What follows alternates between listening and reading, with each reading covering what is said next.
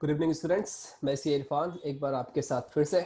मैं जस्ट आपको बताना चाहता हूँ कि कोई भी चीज़ डिफ़िकल्टी नहीं होती, बहुत आसान होती है। एक टॉपिक को ख़त्म करना मतलब 5 मिनट का काम है और एग्ज़ाम टाइम पे यही आपको सबसे ज़्यादा हेल्प करने वाला है। अगर आपने एक सप्लीमेंट या फिर इसके पेपर पे लिख के रखा है सब कुछ, तो आपके लिए बहुत आसान है कोई भी चीज़ याद करना। सिर्फ 5 मिनट के अंदर मैं आपको बोल दूंगा कि अपना टॉपिक कैसे ख़त्म करना है। यानी आपका जो फर्स्ट टॉपिक है 12th का प्रिंसिपल्स ऑफ मैनेजमेंट, आप 5 मिनट के अंदर खत्म कर सकते हैं एग्जाम में रिवाइज करने के लिए। आपको कोई जरूरत नहीं होगी पूरा नोट शफल करने की, इधर उधर शफल करने की कोई जरूरत नहीं है।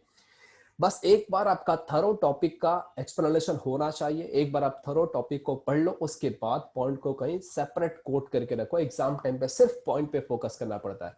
हर बुक में थियरी का एक्सप्लेनेशन अलग अलग लिखा है। किसी भी बुक का एक्सप्लेनेशन सेम नहीं होता, लेकिन हर बुक में पॉइंट और डेफिनेशन सेम लिखा है। तो एग्जाम टाइम पे एंड मूवमेंट पे हमेशा याद रखना, आप सिर्फ पॉइंट को फोकस करोगे और अपने डेफिनेशन को फोकस करोगे। हर टॉपिक का एक डेफिनेशन होगा जो आपको याद होना चाहिए, एग्जैक्ट वही डेफिनेशन कोट करना है और उसके साथ याद रखना पॉइंट्स आपको सेम कोट करना है। पॉइंट के नीचे एक्सप्लेनेशन आपका खुद का होगा और वो हर बुक में वेरी करेगा। कोई एग्जामिनर पॉइंट का एक्सप्लेनेशन इतना डिटेल में नहीं पढ़ता, लेकिन वो पॉइंट डेफिनेटली देखेगा कि आपका पॉइंट बराबर है क्या नहीं। और स्टूडेंट की सबसे बड़ी जो प्रॉब्लम होती है ना एग्जाम टाइम पे, यही प्रॉब्लम होती है कि उसको पॉइंट रिकैप नहीं होता कि कौन से क्वेश्चन में क्या पॉइंट था। मैं आपके साथ जस्ट एक लॉजिक शेयर करना चाहता हूं कि एक टॉपिक को 5 मिनट में कैसे खत्म किया जाता है। आपके पास एक कीवर्ड होना चाहिए, आइदर शॉर्टकट कीवर्ड होना चाहिए या तो फिर आपकी कुछ लॉजिकल मार्किंग होनी चाहिए। ये टॉपिक में मैं सिर्फ आपके साथ शॉर्टकट की शेयर कर रहा हूं। अगले टॉपिक में यानी कि आपका जो फंक्शन ऑफ मैनेजमेंट है, उसमें कुछ लॉजिक बताऊंगा कि लॉजिक के थ्रू आप कैसे पॉइंट्स याद कर सकते हैं। लेकिन आप सिर्फ 5 मिनट के अंदर आप एक चैप्टर खत्म कर सकते हैं, ये मेरी गारंटी है। चलो ठीक है, जैसा आपने मेरा वीडियो लेक्चर देखा होगा कि पहला क्वेश्चन था आपका प्रिंसिपल्स ऑफ मैनेजमेंट। कि प्रिंसिपल्स मैनेजमेंट, मैनेजमेंट का मतलब it's an art of getting things done through people, and principle का मतलब आपका डिसिप्लिन, आपका फंडामेंटल या बेसिक गाइडलाइंस या फंडामेंटल ट्रुथ जो आप फॉलो करोगे किसी से काम कराने के लिए। अगर आप खुद डिसिप्लिन हो तो सामने वाले से अच्छे अंदाज में आप काम करा सकते हो, कम टाइम में आप काम करा सकते हो। तो आपका ये जो चैप्टर का नाम है ना प्रिंसिपल्स ऑफ मैनेजमेंट, ये आप एकदम आराम से खत्म कर सकते हो। लेकिन कंसेप्ट समझ लेना कि प्रिंसिपल्स ऑफ मैनेजमेंट आपसे क्या एक्सपेक्ट करता है। तो पहला क्वेश्चन सिर्फ नेचर है, सेकंड आपका नीड एंड इंपॉर्टेंस है, एंड थर्ड जो फादर ऑफ मॉडर्न मैनेजमेंट है हेनरी फ्योल, बहुत बड़ा नाम है मैनेजमेंट में उनका, इसके लिए उनको बोला गया फादर ऑफ मॉडर्न मैनेजमेंट। उनके 14 प्रिंसिपल है, एग्जाम में सिर्फ 5 प्रिंसिपल पूछता है। आप 8 प्रिंसिपल पढ़ के कोट करना, 14 पूरा पढ़ने की जरूरत नहीं, लेकिन नाम याद रहने चाहिए 14 के। एंड लास्ट में एक बहुत साइंटिफिक वे से किसी ने स्टडी किया था, एफ डब्ल्यू टेलर। उन्होंने मैनेजमेंट को साइंस के एंगल से सिखाया कि अगर आप मैनेजमेंट करना चाहते हैं तो थोड़ा आपको एक्सपेरिमेंट करना पड़ेगा ह्यूमन बीइंग के ऊपर, उसके बाद ही आप उससे काम करा सकते हो। सबका नेचर समझना पड़ेगा, उसके बाद ही आप काम करा सकते हो। तो आप दो बेसिक क्वेश्चन देखने जा रहे हो, एक आपका nature of principles of management, second आपका नीड एंड इंपॉर्टेंस। और उसके बाद मैं दो फादर की बात करने जा रहा हूं, एक फादर ऑफ मॉडर्न मैनेजमेंट है हेनरी फ्योल और दूसरे आपके फादर ऑफ साइंटिफिक मैनेजमेंट है एफ डब्ल्यू टेलर। ये चारों क्वेश्चन के आपके शॉर्ट नोट मैं जस्ट 5 मिनट के अंदर आपको प्रिपेयर करा दूंगा। आपने मेरा पहला वीडियो देखा होगा प्रिंसिपल्स ऑफ मैनेजमेंट, जिसमें मैंने नेचर की बात किया था कि नेचर यानी कि features of principles of management. उसका शॉर्टकट की मैंने दिया था पबजी फेस करके। पी फॉर आपने देखा था कि ये मैनेजमेंट सिर्फ एक प्रैक्टिकल एक्सपेरिमेंट है, आपका प्रैक्टिस और एक्सपेरिमेंट है जिसके बेसिस पे आप ह्यूमन बीइंग से काम करा सकते हो। यू फॉर आपने देखा था यूनिवर्सल एप्लीकेबल, बी फॉर आपने देखा था behavioural in nature, and G for था आपका जनरल गाइडलाइंस। फेस का डेफिनेशन यानी फेस के हिसाब से flexibility, A for applicable to business and non business, C for था आपका cause and effect relation, E for था इक्वल इंपॉर्टेंस। उसके पहले मैं आपको बताना चाहूंगा कि मैनेजमेंट के डेफिनेशन जो है, आप डेफिनेशन अच्छे से देख लेना कि मैनेजमेंट का जो डेफिनेशन है हर्बर्ट ने जो डिफाइन किया, गाइडिंग रूल और लॉ फॉर मैनेजरल एक्शन। आपके पास एक बेसिक रूल होना चाहिए, एक आपका खुद का प्रिंसिपल होना चाहिए, खुद की एक डिसिप्लिन होनी चाहिए फॉर मैनेजरल एक्शन, कि आप कोई भी काम करो तो उसमें आपका एक रूल इन्वॉल्व होना चाहिए। आप अगर डिसिप्लिन हो, डेफिनेटली सबॉर्डिनेट भी बहुत डिसिप्लिन रहेगा। तो कोई भी काम कराना है, अगर आप मैनेजमेंट फॉलो कर रहे हैं, art of getting things done through people, तो याद रखना आपको भी डिसिप्लिन होना पड़ेगा।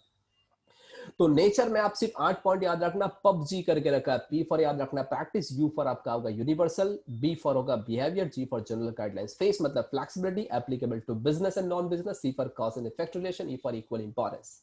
सेकंड था आपका need and importance of principles of management. उसके लिए मैंने शॉर्टकट लिखा था सोर्सेस एमएसटी करके। एस फॉर आपने देखा था कि साइंटिफिक डिसीजन ले सकते हो, इसका इंपॉर्टेंस है। ओ फॉर आपने देखा था ऑब्जेक्टिव अप्रोच होगा, यू फॉर आपने देखा था useful insight to manager, R for आपने रिसर्च एंड डेवलपमेंट देखा है, सी फॉर आपने देखा है कंट्रोल या कोऑर्डिनेशन, ई फॉर आपने देखा था efficient utilisation of resources, S for आपने देखा सोशल रिस्पांसिबिलिटी। एमएसटी का एकदम शॉर्टकट में था, आप मोटिवेट करो, हायर एफिशिएंसी होगी, टीम वर्क। तो एमएसटी का तो एकदम आराम से बना सकते हो, मैनेजमेंट से एकदम रिलेटेड है।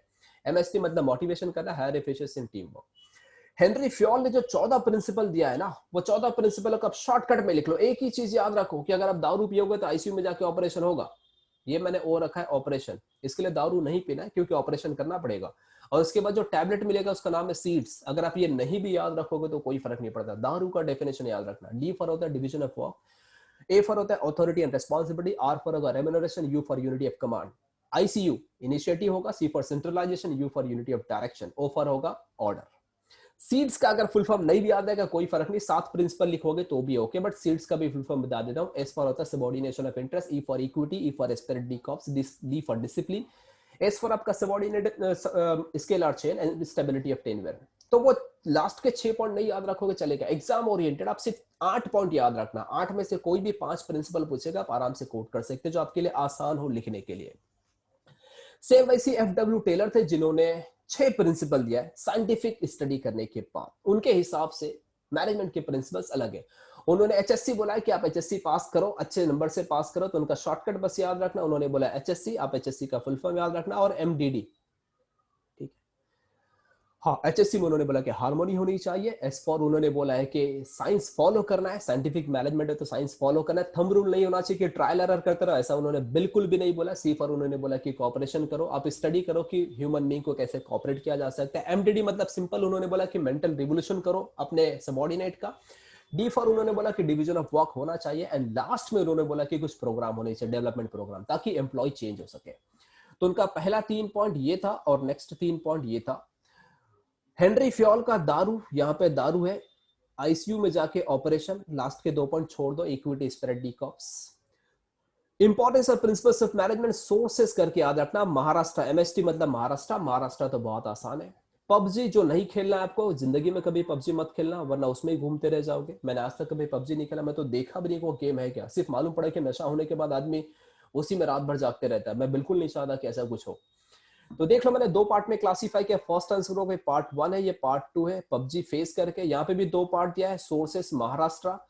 हेनरी फ्योल को भी 2 पार्ट दिया है कि दारू पियोगे तो आईसीयू में जाना पड़ेगा, और आपके जो फादर है साइंटिफिक मैनेजमेंट के, उनको भी 2 पार्ट दिया है कि पहले एचएससी अच्छे नंबर से पास करो, उसके बाद एमडीडी। आप डांस भी कर सकते हो, कोई फर्क नहीं है, लेकिन एचएससी पहले अच्छे नंबर से पास करो, अच्छे परसेंटेज से पास करो।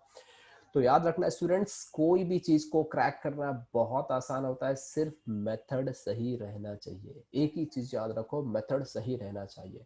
हमारे सीए के एग्जाम में भी ना ऐसा ही होता है, हम लोग फिजिक्स के पेपर बना के रखते हैं, एंड मोमेंट पे हम लोग उसी से रिवाइज करते हैं। पढ़ने के टाइम पे पूरा कंसेप्ट पढ़ो, लेकिन एग्जाम ओरिएंटेड रहो कि एग्जाम में कितना कैसे याद रखना है, और एक दिन में पूरे 3 से 350 पॉइंट आपको उसी के कैसे याद रखने हैं। देख लो, ये 5 मिनट में आपने एक चैप्टर को उड़ा दिया। हाँ, लेकिन पहले पूरे चैप्टर के कंसेप्ट को समझ लेना। मैंने आपके साथ शेयर किया है वीडियो, आपका प्रिंसिपल्स ऑफ मैनेजमेंट का पहला क्वेश्चन मैंने शेयर किया है, आपका importance of principles of management, Henry Fayol, and then आपके एफडब्ल्यू टेलर को। उसके बाद आप ये शॉर्टकट की यूज कर सकते हो। ठीक है, तो एक डेफिनेशन याद होना चाहिए, अ गाइडिंग रूल और लॉ फॉर मैनेजरियल एक्शन। उसके बाद चारों क्वेश्चन एकदम स्नैपशॉट में 5 मिनट के अंदर आप रिवाइज कर सकते हो। तो ये मेरी मेमोरी ट्रिक है, अगर आप फॉलो करना चाहते हो तो इसको फॉलो करो। कोई भी चीज को क्रैक करना बहुत आसान है, प्रोवाइडेड आपके पास स्टेप्स हो। आप 5 मिनट के अंदर एक टॉपिक उड़ा सकते हो, ये मेरी गारंटी है एग्जाम के टाइम। और इसको 3-4 बार अगर आपने रिकैप कर लिया ना, ये आपके दिमाग में हमेशा घूमता रहेगा। मैं एक वीडियो ऐसा भी शेयर करूंगा, टोटल आपके उसी के 8 टॉपिक है, जिसमें से 6 ही पढ़ने, 2 तो ऑप्शन में चला जाता है। 6 टॉपिक में मैक्सिमम 300 पॉइंट याद रखने। 50 का एवरेज पकड़ोगे तो भी 5 6 30, 300 पॉइंट आपको दिमाग में रखने। मैं एक वीडियो में शेयर करूंगा, पूरे 300 पॉइंट एक ही स्नैपशॉट में डिस्कस कर लूंगा आधे घंटे के अंदर। एक चैप्टर के लिए 5 मिनट लगेगा, तो 6 चैप्टर के लिए 30 मिनट, मैक्सिमम 40 मिनट के अंदर आपको मैं पूरा 6 टॉपिक रिवाइज करके दे दूंगा। लेकिन हाँ, आपको ये ट्रिक फॉलो करनी पड़ेगी, आपको एक नया पैटर्न बनाना पड़ेगा कि आपको ऐसे स्टडी करना है। ठीक है, तो कोई भी चीज याद करना डिफिकल्ट नहीं होती। जैसे मैंने कहा ना कि कोका कोला वर्ल्ड रिकॉर्ड में सुरेश शर्मा का रिकॉर्ड है। वो हमारे क्लास में आया था, जिन्होंने 5 मिनट में 50 पॉइंट याद कर लिए थे। ये सुरेश शर्मा का वर्ल्ड रिकॉर्ड है। हमारे क्लास में आने के बाद उन्होंने 5 मिनट के अंदर हमको 50 नया पॉइंट सुना के दे दिया। मैं अमेज किया कि यार क्या मेमोरी है। आप 5 मिनट में 50 पॉइंट याद कर सकते हो, प्रोवाइडेड आपके पास भी एक बेस हो। आपके पास भी एक लॉजिक हो, याद करना कोई बड़ी बात नहीं होती। दूसरा आपका इंटरेस्ट, मैं बार बार हाईलाइट करता हूँ आपका इंटरेस्ट। अगर आपका इंटरेस्ट है तो हर डे पे आप अपनी मेमोरी को बढ़ा सकते हो, लेकिन इंटरेस्ट होना चाहिए कि मेरा हर डे पे मेमोरी पढ़ना चाहिए। अगर ये इंटरेस्ट है, डेफिनेटली बोलता हूँ लाइफ में आपके पास एक अच्छा स्टेटस होगा। मैं सिर्फ यही चाहता हूँ मेरे स्टूडेंट का लाइफ में एक अच्छा स्टेटस हो। एक ऐसा स्टेटस बनाओ कि आने वाली जनरेशन आपको अप्रिशिएट करे कि यार मेरे मॉम डैड ऐसे हैं।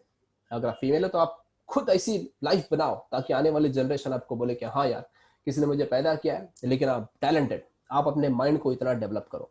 जैसे मैंने कहा कि ओसी में 96 किसी फीमेल ने निकाला हमारे क्लास में। ओसी में 96 आउट ऑफ 100, ये बहुत बड़ा रिकॉर्ड है। एक लड़की ने 96 निकाला है। मुझे बहुत खुशी हुई कि 100 में से 96 आया थियरी में। तो वैसे याद रखना, आप अपने नाम पे एक रिकॉर्ड बनाओ। हिस्ट्री बनाई जाती है, पढ़ी नहीं जाती। आप खुद की हिस्ट्री बनाओ। इधर आपका थियरी में रिकॉर्ड हो, नहीं तो अकाउंट्स में रिकॉर्ड हो। अगर दोनों में रिकॉर्ड है तो दुनिया आपकी है। ठीक है, चलो ऑल द बेस्ट। मैं अगले वीडियो में मिलूंगा आपके साथ। ओसी भी क्रैक करेंगे बहुत आसानी से। उसके साथ अकाउंट्स के मेरे सोल्यूशन देखते रहना। आप जो टॉपिक बोलोगे, जो क्वेश्चन बोलोगे, मैं आपके साथ शेयर करूंगा। ठीक है, मेरी सिर्फ एक ही कंडीशन है कि आपकी पढ़ाई अच्छी होनी चाहिए, दिल से पढ़ाई होनी चाहिए। घर वाले को कभी डिसीव मत करना, अंधेरे में मत रखना, उनको दिखाने के लिए पढ़ाई मत करना। रियल अपने दिल से पढ़ाई करना ताकि उसका रिजल्ट अच्छा आ सके। मेरा बस इतना ही टारगेट है। अगर आपको सीए बनना है, सीए बनना बहुत आसान है। कौन बोलता है डिफिकल्ट है? बहुत आसान है क्रैक करना, प्रोवाइडेड आपके पास मेथड सही होना चाहिए, और कुछ नहीं। ठीक है, चलो ऑल द बेस्ट। वेट करना मेरे अगले वीडियो का। मैं अगले वीडियो में आपसे फिर से मिलूंगा। तब तक के लिए मैं जस्ट आपको इतना ही बोलना चाहता हूँ कि दिल से पढ़ाई होनी चाहिए और बिना टेंशन के पढ़ाई होनी चाहिए। एकदम फ्रैंक माइंड से पढ़ाई करो, आप बहुत आगे बढ़ोगे। चलो ऑल द बेस्ट।